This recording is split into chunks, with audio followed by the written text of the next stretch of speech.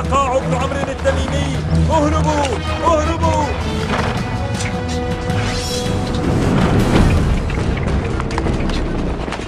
Mendengar nama Qaqaa' bin Amru disebut, para penyamun dari suku-suku Baduy di kawasan Jazirah Arab langsung tunggang langgang melarikan diri.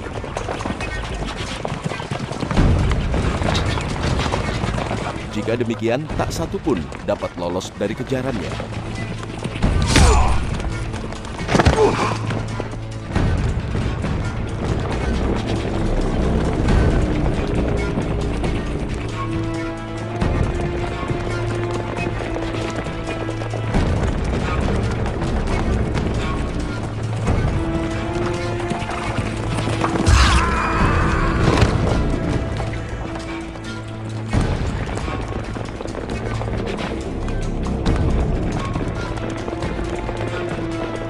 Inilah kesatria dari suku Bani Tamim,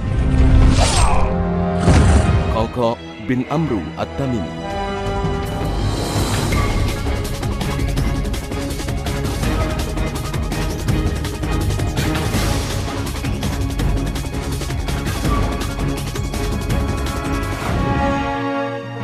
Qaqaa' memang dikenal di kalangan kaumnya sebagai kesatria mumpuni. Keahliannya memainkan pedang dan seni perang, serta keahliannya berkuda, tak ada yang meragukan. Inilah keahlian yang menjadi kebanggaan setiap pria di Jazirah Arab.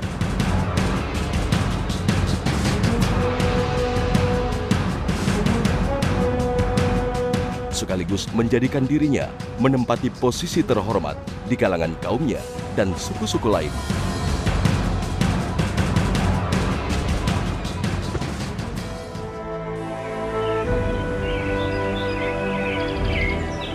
Pada tahun 9 Hijriah, suku-suku Arab terus berbondong-bondong mendatangi Rasulullah di Madinah. Berbaiat menyatakan sumpah setia memeluk Islam, termasuk suku Tamim. Qaqaa' yang memang seorang kesatria dan ahli dalam bidang syair di kalangan suku Tamim seperti mendapat pengalaman baru saat melihat fenomena menyejukkan jiwa di Masjid Nabawi. Bismillahirrahmanirrahim. Alhamdulillahi Rabbil Alamin. Ar-Rahmanirrahim. Maliki Yawmiddin. Iyyaka na'budu wa iyyaka nasta'in. Ihdina as-siratal mustaqim. Siratal ladzina an'amta 'alaihim. Ghairil maghdubi 'alaihim waladdallin. Lantunan ayat-ayat Al-Quran membuatnya tertegun. Inilah awal pengalaman spiritual seorang Qaqaa' bin Amru.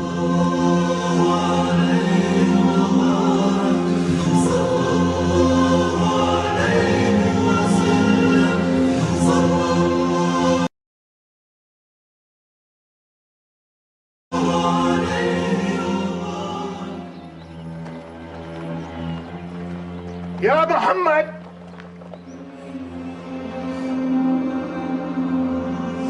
Maka saat ia bersama rombongan suku Tamim bertatap muka dengan Rasulullah, jiwanya bergetar. Pancaran keagungan Rasul dan untayan katanya mengetuk jiwa Qaqaa'. Hatinya pun mulai terbuka menerima hidayah ilahi. Saat itulah, tanpa ragu, Qaqaa' berikrar dan bersyahadat di depan Rasulullah Sallallahu Alaihi Wasallam. Asyhadu an la ilaha illallah wa asyhadu anna Muhammadar Rasulullah.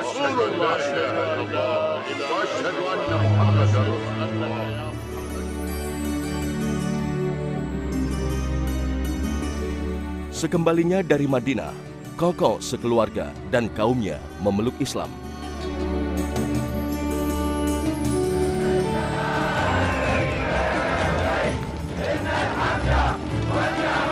Sayang, Qaqaa' tak sempat untuk ikut serta Haji Wada karena harus merawat ibunya yang menderita sakit.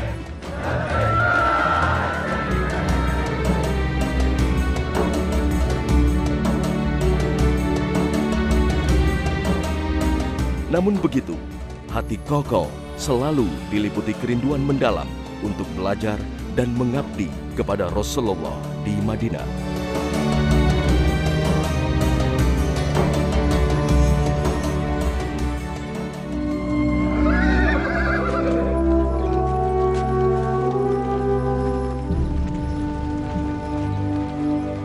Sejak berada di Madinah, Koko tak pernah absen di majelis Rasulullah. Ia sadar betul dirinya memeluk Islam sangat terlambat.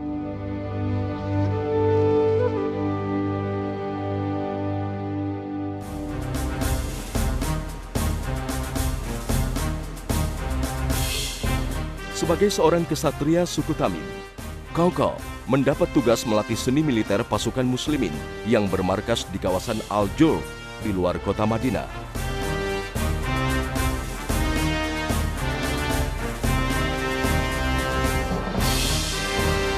Inilah pasukan yang dipersiapkan Rasulullah di akhir hayatnya. Sebuah pasukan yang dipimpin oleh sahabat termuda Usama bin Zaid.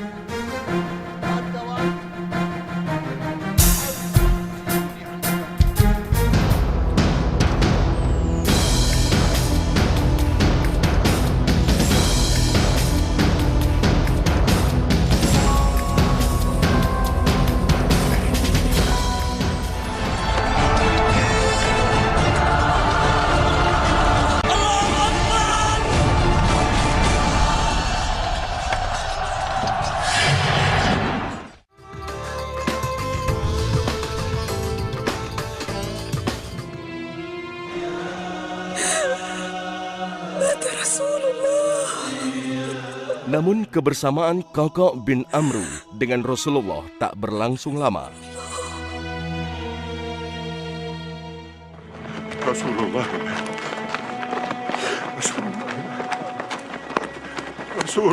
mat. Rasulullah mat.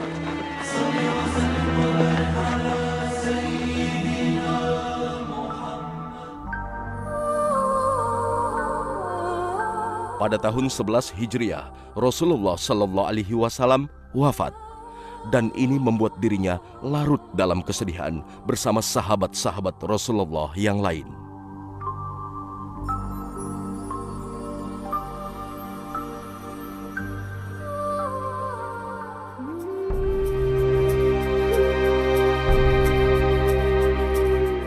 Di masa Abu Bakar menjadi khalifah pertama dalam Islam, Koko tampil cemerlang di berbagai medan jihad.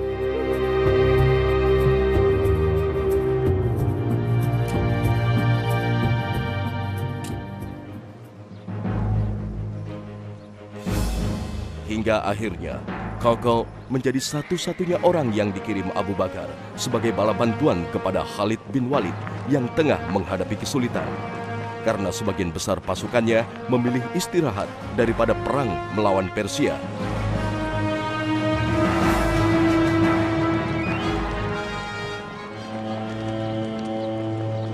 السلام عليكم ورحمة الله وبركاته. وعليكم السلام. من دواعي فخري وسروري أن نقاتل الفرس تحت راية سيف الله خالد بن الوليد. بل تحت راية الإسلام. ألم يرسل الخليفة سواك؟ أنا مددك يا خالد. ونعم المدد يا قعقاع.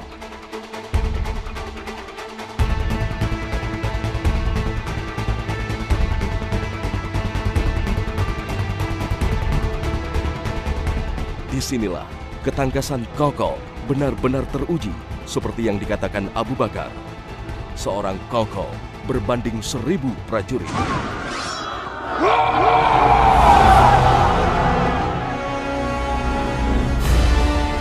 Muslimin pun meraih kemenangan gemilang dan berhasil menguasai kawasan Hira di Irak.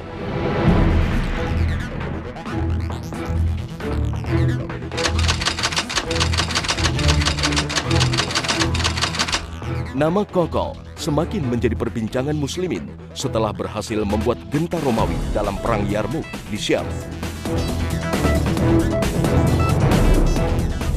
Bersama Ikrimah, Koko berhasil membakar semangat muslimin dalam menghadapi pasukan Romawi hingga akhirnya meraih kemenangan.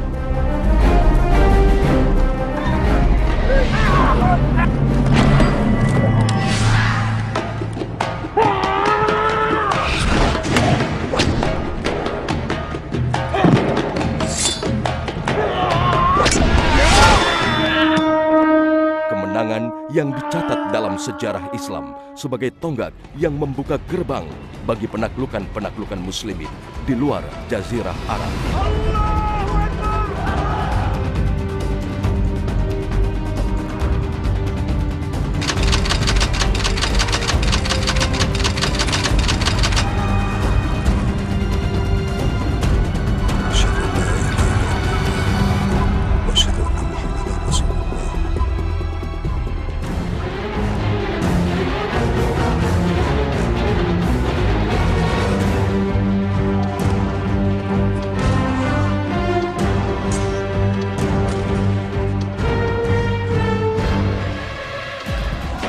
الحمد لله لقد أفلحت خطة خالد.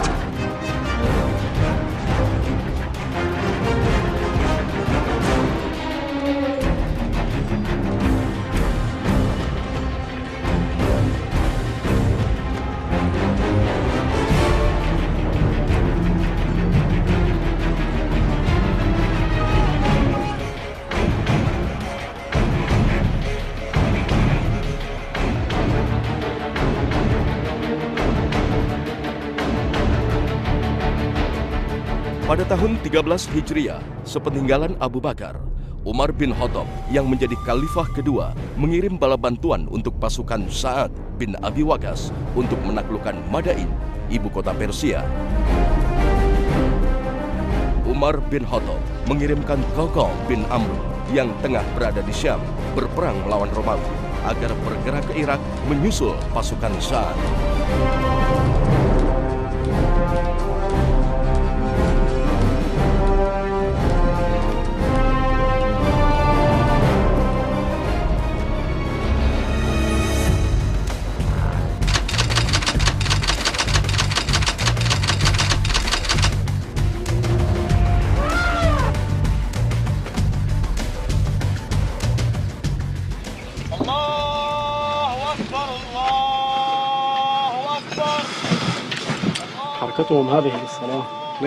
Di Qadisiyah, kawasan yang menjadi gerbang Madain, muslimin terlibat pertempuran besar dengan pasukan Persia.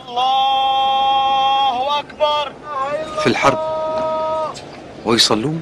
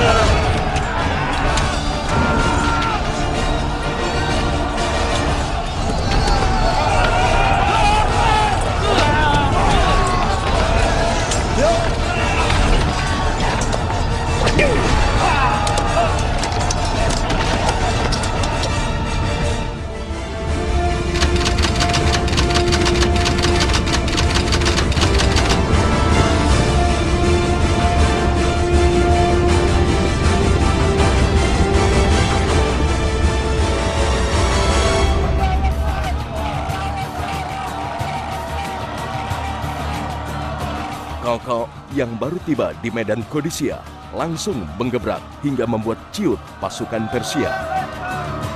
أيها الناس لقد جئتكم بقوم والله لو كانوا بمكانكم ثم أمسوكم لحسدوكم حظوتها وحاولوا أن يطيروا بها دونكم فاصنعوا كما أصنع.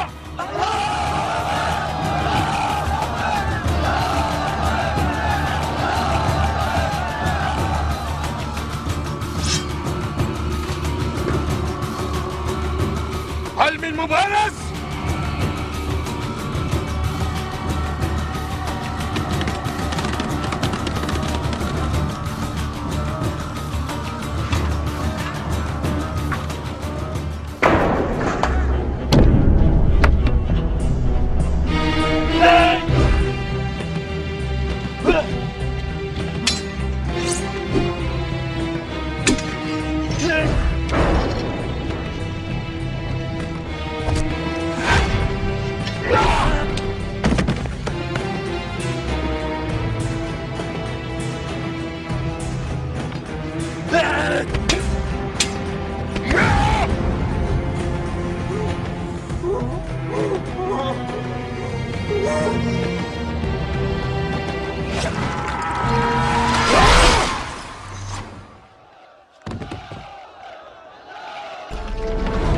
Allahu Akbar.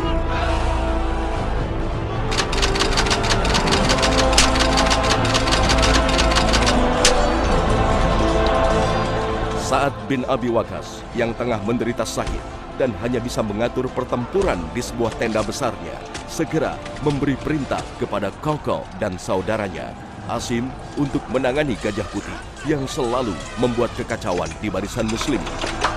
Asim, فلتكن عين الخيانة هدفا لا يضرب. هيا.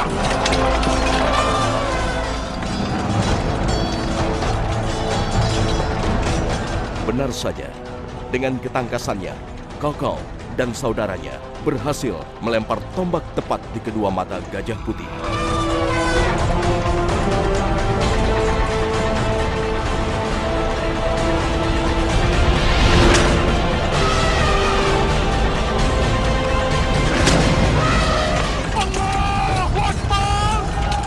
Inilah yang mengawali kemenangan Muslimin dalam perang menentukan melawan pasukan Persia.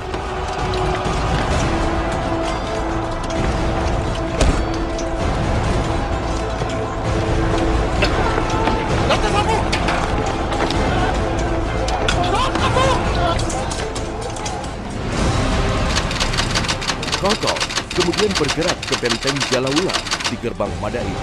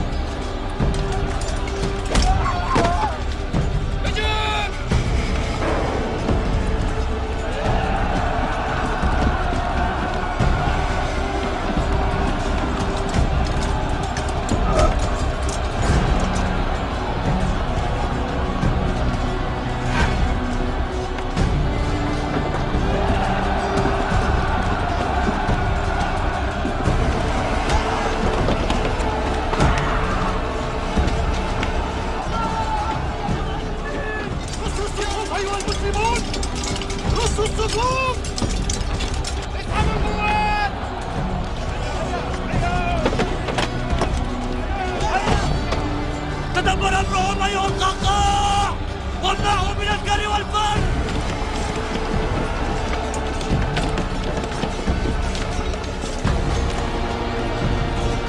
Di medan Jalaulah, Qaqa bin Amr kembali memperlihatkan taringnya sebagai ahli perang.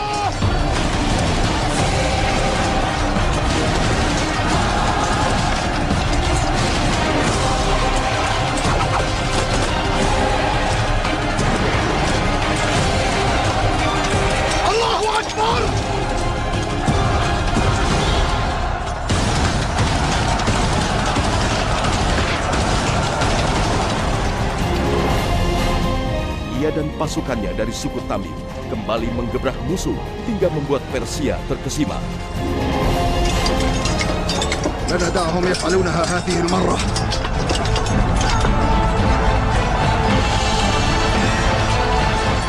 Takluknya benteng Jalaulah mengawali jatuhnya Istana Putih, tempat singgasana Raja Persia. يا معشر المسلمين ساندوا أخاكم القعقاع.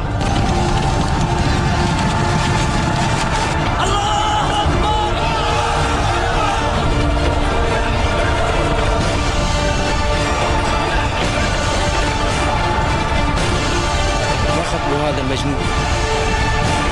الله أكبر.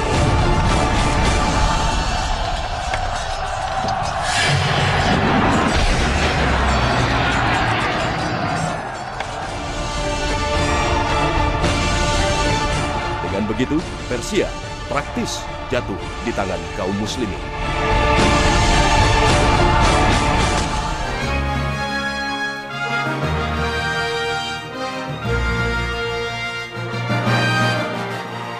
Qaqa memang kesatria tanpa tanding. Namun berkat kecerdasan dan ketulusannya terhadap agama membuat dirinya semakin matang.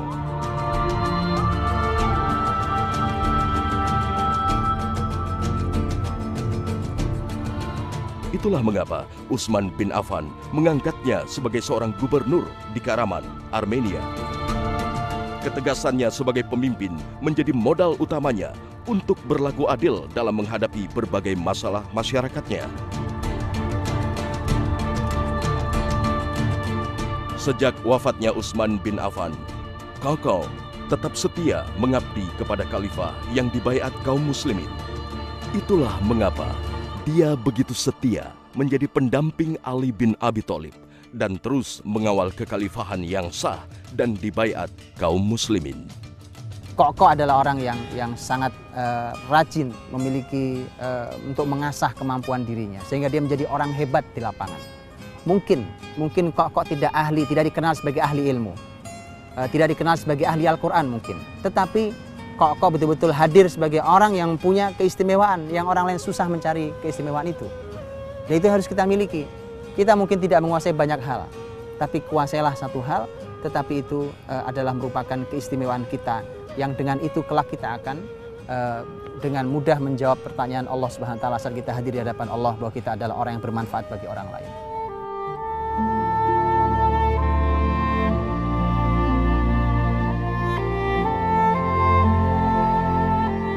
Berakhirnya masa kekhalifahan Hasan bin Ali dan beralihnya kekhalifahan ke Umayyah bin Abi Sufyan, Kakao memutuskan mengundurkan diri dan pindah ke wilayah Manzilah, Mesir hingga wafatnya pada tahun 40 Hijriah.